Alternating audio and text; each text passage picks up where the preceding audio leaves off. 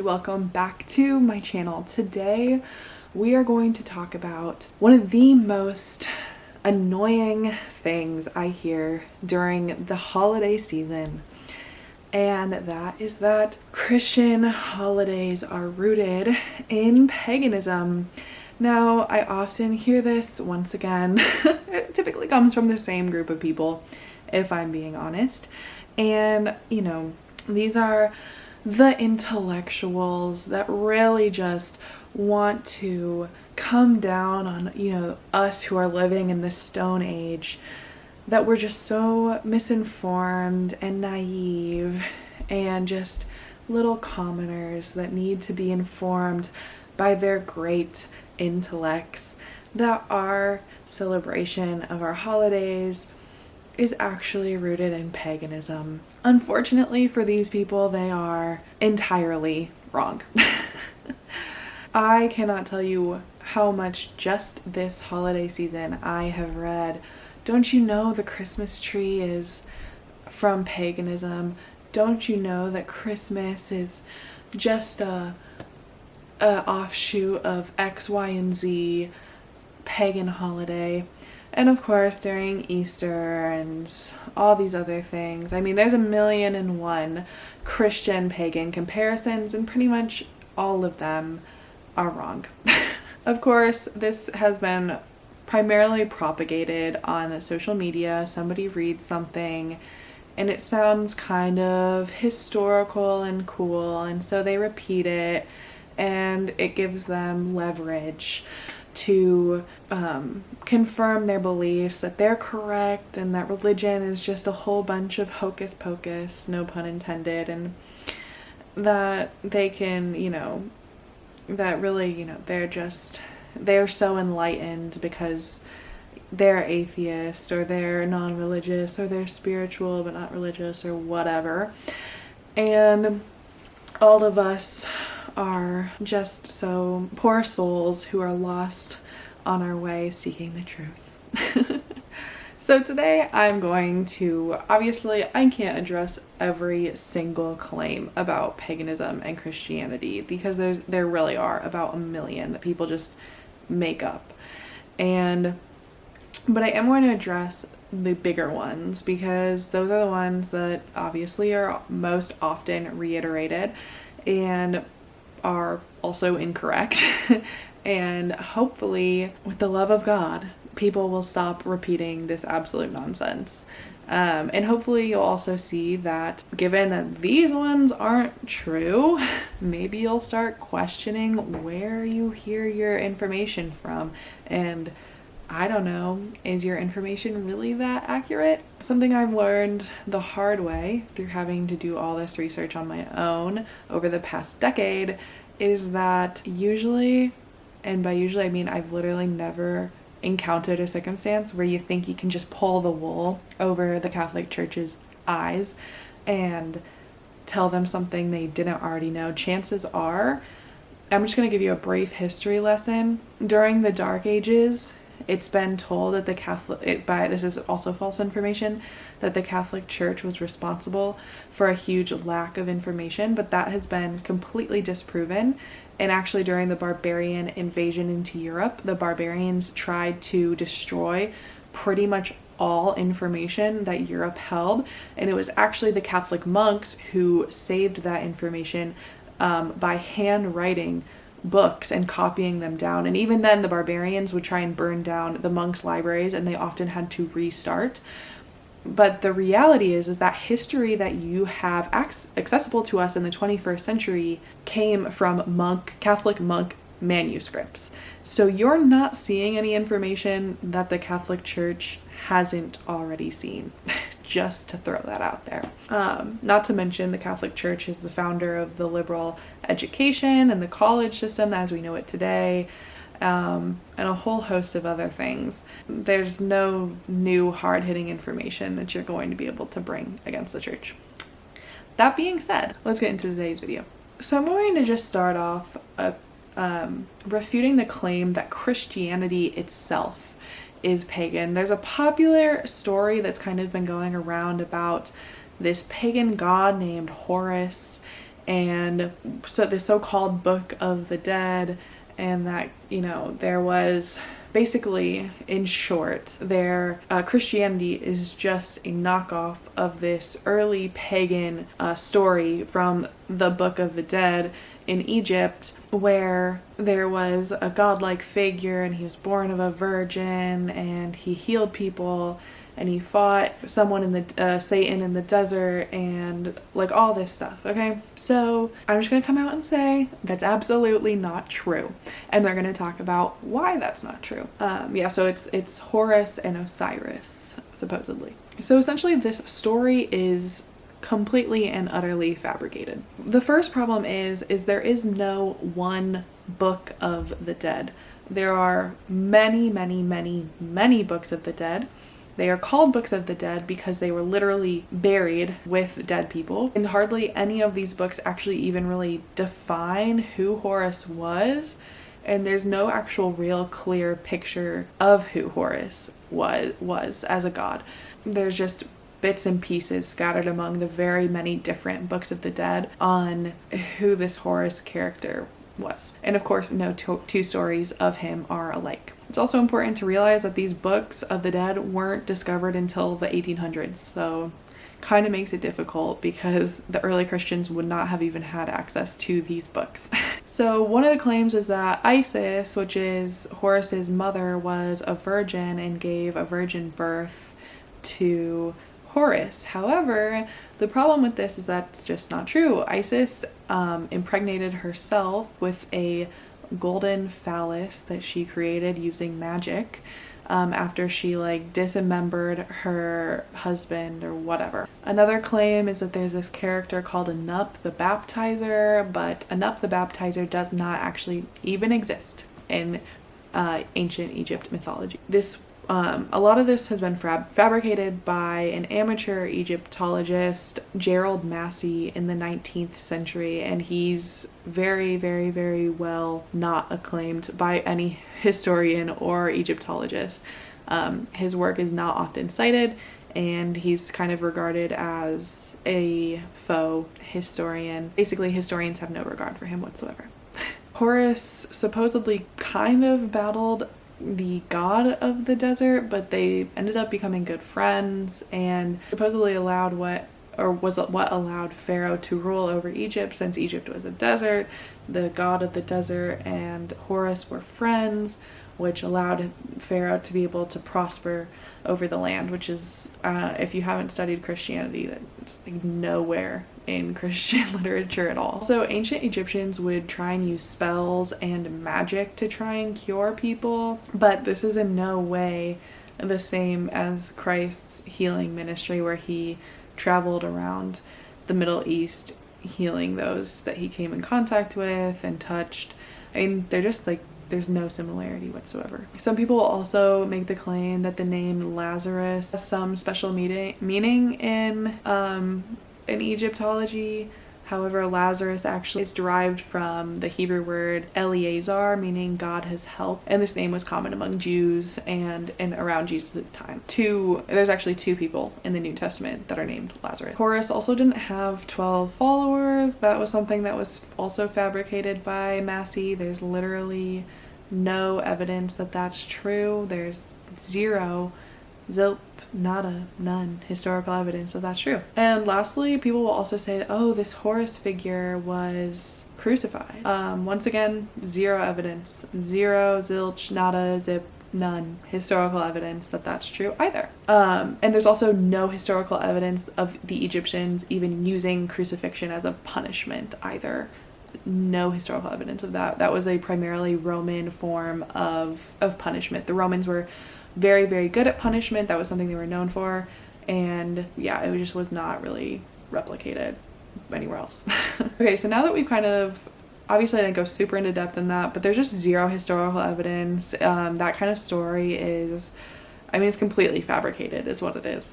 And so I don't really want to go super into detail about it because it's just a load of hooey is essentially it. Now we're going to jump into what I'm currently hearing now, which is Christmas is pagan. So I want everyone to say this with me. Repeat after me. Just because other religions had winter celebrations does not mean that Christianity took that celebration. I don't know if you need to rewind that part of the video.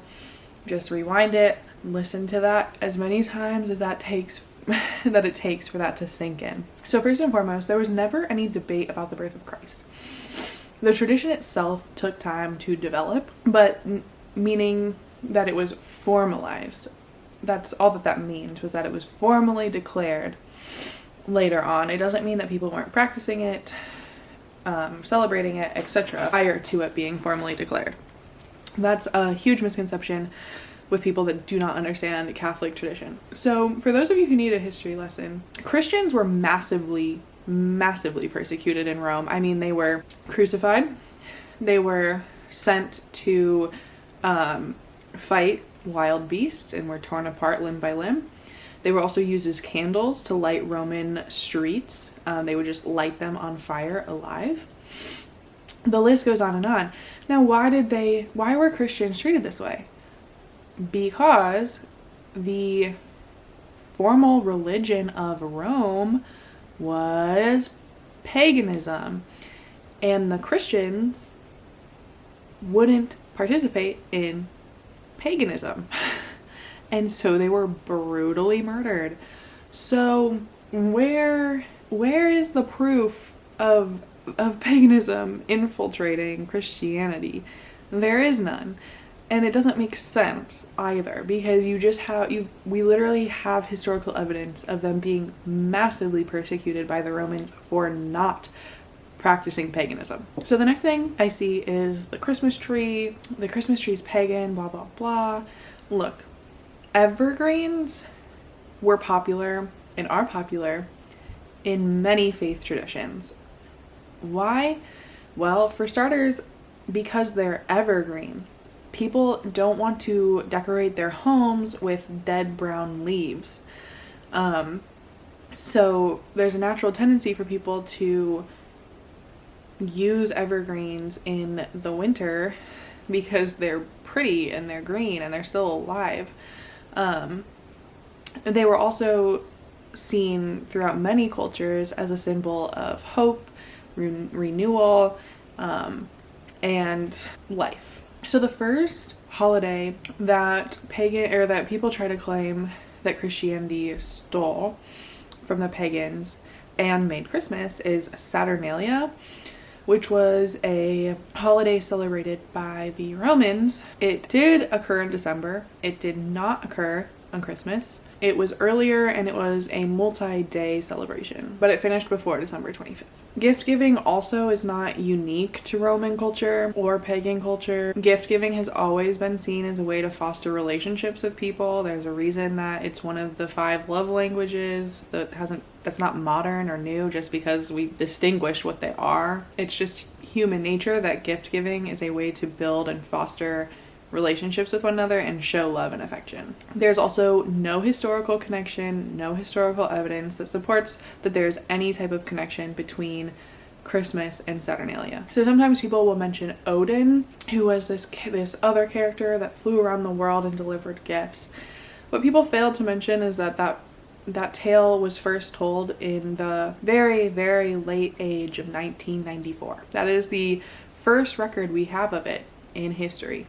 1994. It was basically popularized by this woman called Phyllis Seifger, who was a newspaper writer. So once again, no historical evidence to support that either. Some people will talk about Norse mythology influencing Christianity. However, most historians believe that it's actually the opposite, and that the Norse pagans got many of their traditions and practices from the Christians themselves, because Christian missionaries went up to those areas and were telling them about the second coming of Christ and Christmas. People will say, what about mistletoe?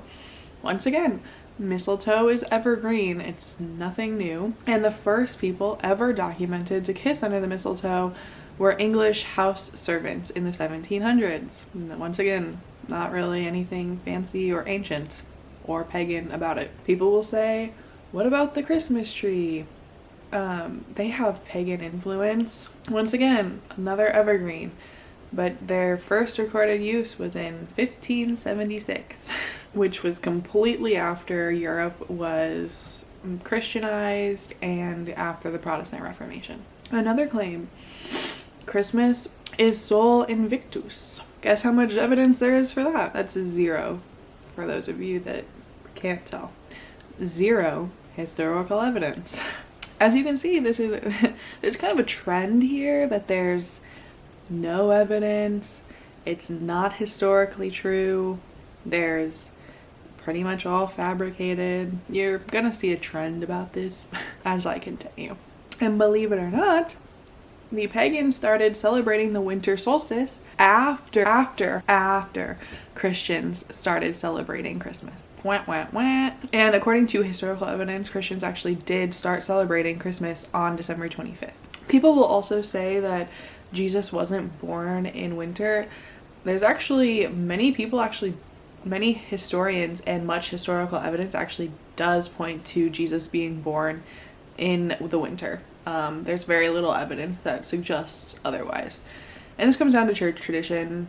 Most people, the church has a really good way of passing down tradition that's typically pretty accurate. And the church won't say that Christ himself was born exactly on December 25th, but that is when most Christians started celebrating it, even in the first century.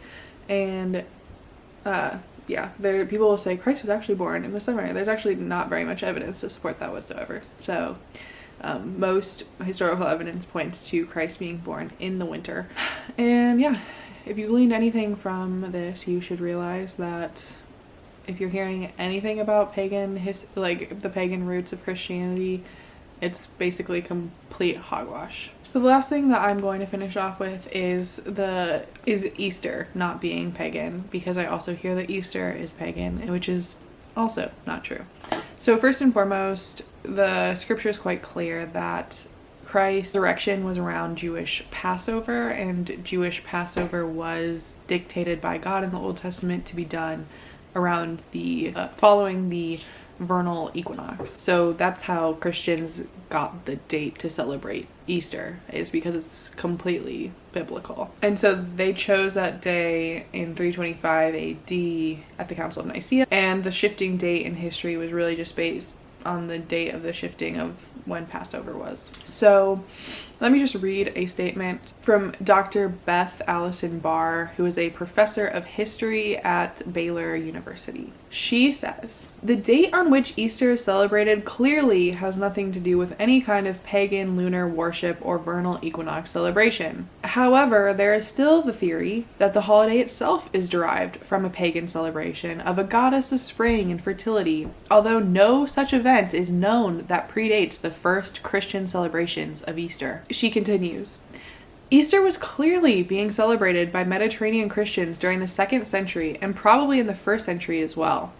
As such, there is no way that it is derived from a Nordic or Germanic pagan festival that, if it historically existed, postdates the Christian celebration. By the 2nd century, we have clear evidence that the Christian community was celebrating an annual commemoration of Christ's resurrection, Easter. Indeed, because of the quarrel over exactly when the precise date for the celebration should be, it is clear that celebrating Easter was already a long-established custom by early Christians. The idea of the existence of a pagan celebration forming the roots of Christian Easter came from an 8th century scholar known as the Venerable Bede.